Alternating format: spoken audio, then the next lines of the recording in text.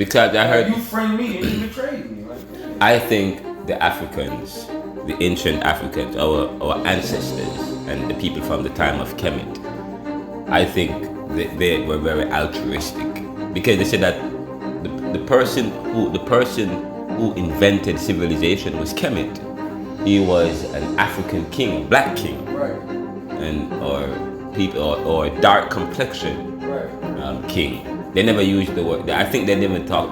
And probably in those times they never see people as black racial. So people, for right. African people back then, like they were very altruistic.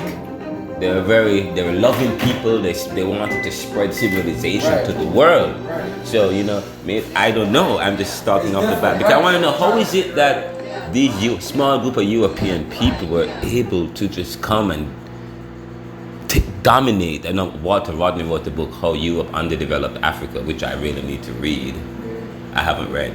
I'm going to read that book, and when I'm studying, but we black people, African people, and we had art, we had history, we had technology, we had culture, right. We had religion, we had family, like different type of technology and yeah. different type of not as you see today. Like today is just But when we think about black people, then we just think about slaves and we had nothing, we're unintelligent, we're dumb, and that's not true. We are not. Ask the old head, yeah. Mind you. You see how you got the job that you got right now? It's high standing, right? Yeah. But it's motherfuckers that's higher than you that can push you out of there. Indeed. Correct? Mm-hmm. So I don't put it past that, man, because we always got somebody that's on the top of us trying to knock us the fuck off the scale so we can't never reach that fucking success goal. Yeah. Feel me? That's why it's always white motherfuckers that's doing it instead of black men. Yeah. Dig me? Because that white man gonna push us the fuck out of there. This is every type of angle, bro. This is interesting. My twin brother Ricardo was telling me a story real nigga about shit, bro. He worked for a very good company. He had a very good job in New York.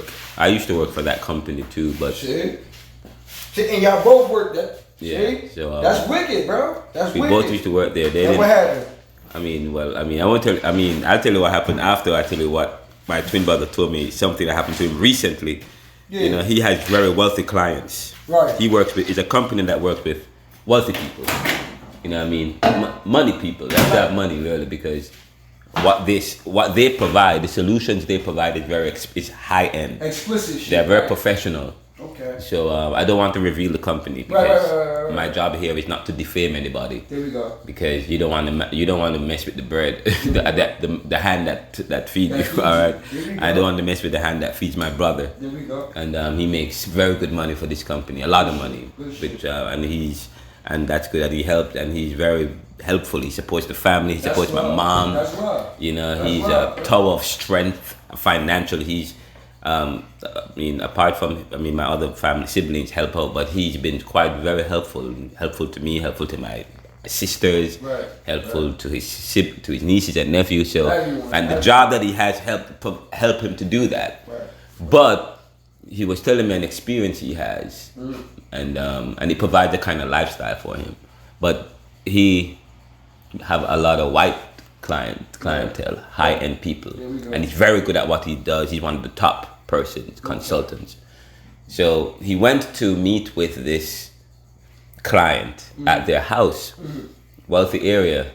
He traveled to a big gate, pressed a button. He went to do an assessment. He said, "Hey, I'm Ricardo McKenzie. I'm here to do your assessment. Before you have to do an assessment, whatever." So the people looked through the camera and saw him and did not open the gate or nothing. And he said because he was a black guy. They saw that he was a black guy and they didn't want to let him in. And people might say, "Oh, that's a stretch. How that's why they didn't want to open the gate?" First of all, you got a camera and you got a microphone and I'm talking to you. Yes, and they looked out, saw him and did not allow him in. Maybe because I don't know. And I believe my brother when he said they didn't let him in because he's black. First of all, Ricardo said because he did not fit the typical. He used that word typical, or he looked like the typical black guy, or he didn't look like the typical. What is the typical black guy? Okay, you have a typical black person that is acceptable. So I asked Ricardo, you mean W.E.B. Du Bois asked the question, are you within the veil Right. How does a white person see me? Right. Do they see me as part of the veil or outside of the veil? In other words, am I one of those acceptable black people who they don't see as black? Or am I that black person who they see as black? Right. And of course, then they have to look at what's my attitude, my behavior, my look. What do you see? Basically, it's like a flaw. What flaw do you see that I carry that I don't see myself? Did I not represent or present myself in the right manner? Yeah, but my brother has dreads or braids, long braids and all of that. So maybe he looked like a kind of black guy that maybe he sound like a black guy that's within the veil, but he didn't look. Right. He looked too black. Maybe he had the hair that didn't, So, but then he talked about my in-laws, and this is. I mean, I'm recording right now, but some of this stuff I guess I don't know if I should record. But this is important because I'm linking what's going on in life with my studies and what I'm learning, because I'm learning about the African paradigm, which is about developing Afrocentricity. In other words, developing African consciousness. And to develop African consciousness, you have to deconstruct whiteness. The idea of whiteness, the whiteness that says nothing black no good, or the idea that black is always nasty, black people always don't have gardening, that's not true. Correct. Black people has always had culture and art, and all of a sudden we associate that with whiteness. But anyways, apart, so now we have to re-educate. But anyways, outside of that, Ricardo, this is what my brother said. This is very important. He said his partner is white. So he deal with a lot of white people. That's in his life. And since he's been in the US, he's always been around white people, and they accept him. And he says, and he said to me, this was profound. He said, they accept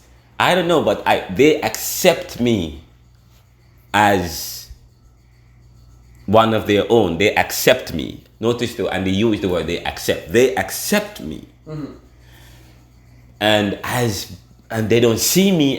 So. They only accept me as a black person because they don't really see me as the typical black man. Correct. Okay. They see me as within the veil, kind of, or it's one of them because probably you're not like the other black people. I see you a working man. You're not like you work. You're educated. You have a suit and tie on. You have come from a nice family. You know what I'm saying? You speak well. You know what I mean? Stuff like that, or you know what I mean, or. And then I thought about it, and some white people think that, because I have black friends, I'm not racist.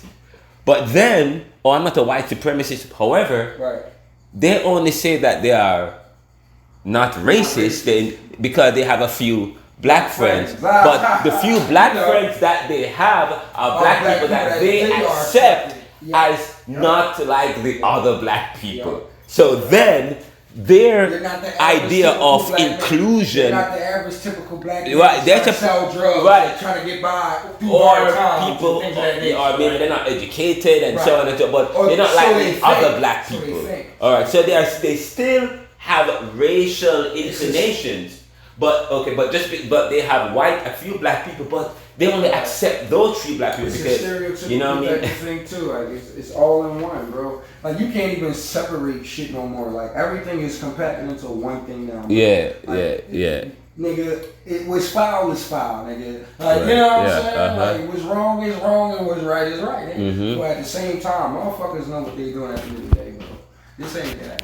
You already know how it goes. Yeah. Like, it's a bunch of racial shit going on everyday, regular basis. Yeah. I mean, you got motherfucking white niggas that smile in your face every day, and they gonna talk shit soon as they walk away from you. Like, this black motherfucker. Yeah. I don't like him. Like, you know what I'm saying? I used to work at It's a conscience thing, too. Like, you just be like, all right, fuck it. Like, you know what I mean? Just be me. You just gotta live at the end of the day. Like, I used to work at TD Bank. Because I'm gonna tell you the experience my twin brother have, I can piggyback off that because I've had an experience like that. I work at TD Bank or TD Ameritrade, TD Bank, TD Ameritrade, and I was the financial advisor for the Broomall branch at the time in 2017. Every branch had a financial advisor. Right. So I was at the Bumall branch. I was the financial advisor up there. Okay. And this guy called, wanted to invest his money because he had a regular savings account. He had all this money in his savings account. And as a financial advisor, my job was to when a regular banker would look into somebody's account or a customer service person realize that somebody have over a certain amount of money in their account, then they usually transfer them to me and say, hey, Mr. McKenzie, this guy has all this money. He should have a high yield savings account. And that's my job, was to provide high yield savings account, high yield investment solutions. Right. So I'm like, fine, yeah. So I called him, made an appointment. He came in. There we go. No, this guy was a white guy. Right. He came in. He saw that when he came up to meet me, he saw that I stood up, went to shake his hand. He saw that I was a black guy. Saw that Renaldo McKenzie was a black guy, and stick my hand out, extended my hand to shake him, to greet him, and he pulled his hand back, shrugged off to the side of it, made his face up, looked me up and down, and walked outside and lit a cigarette right outside the bank. The other managers saw what happened. The other people in the bank saw it. He called the vice president too. The vice president came over to me, spoke with me, and I spoke with her. And then we got the general manager for the branch involved, and then they didn't let the guy leave. They called another because every branch only have one licensed financial advisor. Right. I was the licensed financial advisor, right. And nobody else can provide the product or the solutions that I provide. You have to be licensed. Mm-hmm. So they called this other person, financial services rep, and have that banker come to my branch, sat with him, met with him, and did what he provided, whatever customer service he wanted in terms of high yield, and then let him go. And I was saying to that I said to you, that was racist, and the bank facilitated it too. Because first of all, the bank should have said, wait, hold up. I mean, what's going on? Why you don't want to do business with this? What? And then and they actually went and called another bank. I never said anything inappropriate. He just looked me up and down, refused to shake my hand. We saw that I was black, and they had to get a white person to come to the bank. Like, yo. So yeah, bro. You gotta take the noise out. Come on. So yeah, it's different, bro. Yeah. It's different, man. It's different. Seriously. You can't trust everybody, bro. That's what I'm saying. You gotta keep your personal, and keep your business, man. Yep. Okay. A lot of motherfucking white people don't trust us with nothing. That's why we don't got a lot of shit, bro. Yeah. We go out here selling drugs and shit just to get a top dollar. Why? Crazy thing about it, that white man won't buy it. Yeah. Fucking crazy. And then we have religions and institutions that all are built on this Eurocentric, ethnocentric ideology. It's just a lot, bro. You know what I mean? It's quite interesting. Like, so this is quite deep. This is powerful. Fuck yeah, man. Nowadays you gotta have intellectual folks. Yeah. And you have to have people now who help to take this message. So that black people can now develop a kind of consciousness that we gotta get over top, man. Fuck that. Develop unity. Like, there's no reason why people, we gotta get on top. We got too much. We don't understand how connected we are, and I think that's why we have to rediscover this African consciousness. This how connected we are, and so I think that's important. Because here, for example, look what's going on in Haiti or Haiti. Black Americans or African Americans, I couldn't care less with what's going on in Haiti and the policy towards Haitians. The policy that people have, or some of these countries have, towards our black brothers and sisters and brown sisters and brothers in other parts of the world. And even with it, you know what I mean? Yes. And then you even have some black people here in America who are friends with people who are creating policy and actions say, for example, look what happened with George Floyd and Breonna Taylor and Tyree Nichols. Right. In many of these instances, some of the white cops that were abusing and terrorizing the black the black people. Some black people were there and they stood up and did nothing. Right. You know, because for them they are different. I'm telling you, that's how it is, because they are not those other black people. You know, it's the same, but that's existed in slavery when you had house slaves who used and the slaves who they used to whip the other slaves. You know what I mean? They were opportunists everywhere. It's real. Yeah. That shit real. W.E.B. Du Bois accused Booker T. Washington as being an opportunist because he was an accommodationist. Yeah. But yo, this is great. I am loving I'm at Temple University. My program is great. I'm learning and I'm applying it back to life. And so this is really cool. That's different, bro. Yeah. Different, bro. We gotta get together with life. Man. One more. As a black man, struggle is real, but at the same time, it make you a better person. Yeah. Like, you get to realize different shit. Like just like I was saying, like even though motherfuckers don't want you to get there, you gotta keep striving for it, bro. Yeah, that's true. Keep striving for it, bro. You can't never say it. You know what I mean? Yeah. You ain't do it once you did it. Yeah. But then it stands for everything, especially if you got a family and build your empire, bro. But that's impossible, like, you know what I mean? I'm telling you, yeah, that's why I'm telling you, you have to do your own. You know, you know why I started the Neoliberal.com? It's not just for a platform for my book. Right. But I realized how these companies have algorithms that limit and monitor what they make. They decide who gets visibility, who makes money, and so on. You know, and there's a lot. What comes Twitter and Facebook and these platforms are all political. So I'm trying to build my own platform. So now, and in a sense, right now we got a platform. So I've been telling people, you can come to us. We'll promote your book. We'll promote what you have. We'll promote you because now. You know, that's why I'm working hard to promote the YouTube channel, to expand it, to expand our audience, to promote the podcast, to promote the website, the Neoliberal.com and Odyssey, McKenzie.com. You know, I'm trying to promote so that we have a platform where we don't have to deal with the bullshit, the political stuff on these other platforms, you know what I mean, that limit and provide algorithms. They want you to be paying money, and then when you pay them money, they're using the money to invest in people and things that is anti-black, anti-humanist, anti-culturalist. Like look what Elon Musk is doing. Elon Musk is supporting Donald Trump. All day, bro. Okay, and all right, some of your money that you are using on Twitter, some of the visibility you're providing to Twitter, he's making money off that, and some of that is he's investing it and putting it on his boy Donald Trump. Okay, and then things that you may not, which is, first of all, I want it. Yeah, so I'm like, this is so. Sometimes people, I think that's why, you know, a lot of people don't. A lot of famous people, they don't pay to get verified on Twitter or Facebook. They don't pay for shit. They don't pay. They don't believe that they should. You wanna know why? You know, these things and wasn't supposed to. It wasn't supposed to be making money. Once you make your sort of figure, you ain't getting taxed for shit, correct?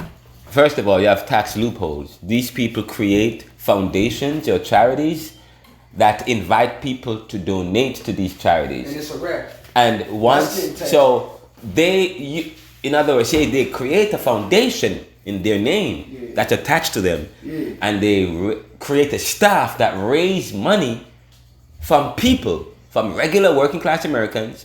And when you go to the store, they say, "Oh, don't you want to put your extra change into this, that, and the third, and save this and that," and you put money towards it, and then that's a charity. Right.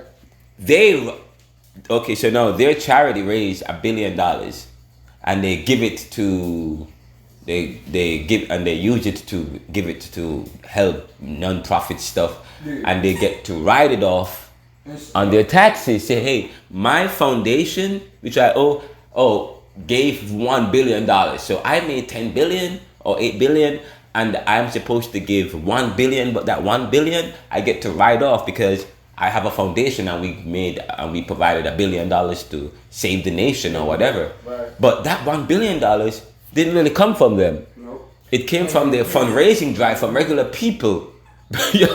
So that is another tax loophole or another trickery that's in the system where these wealthy people are starting charities and foundations, rich people at foundations, and then raising money from regular people, but they are still writing it off on their taxes, saying that their charity give this money, but it's not really their money. It's really money that they raise from other people, and then they are giving it, and they're saying that, oh, this is my charity, give $1 billion. But it was, you know what I mean? You see how it's done. You know, this whole time we could have been writing taxes off on our birthdays and all that shit, bro.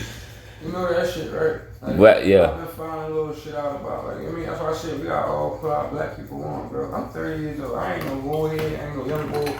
I'm gonna start a charity. I'm right in the middle, bro. Listen, this whole time, it's all about putting our black people on, bro. Building each other up, not breaking each other down. See what I'm saying? It'd be that. Like, man, we so envious against each other. Oh, that nigga got better than what I got. I want to take that shit. Instead of saying, damn, let's come together and get more than what the fuck we got. You know what I'm saying? 2 heads is better than one. But 4 heads is better than some. You feel what I'm saying? Like, let's get it ready, bro. Life too short to be on fuck shit with each other. You know?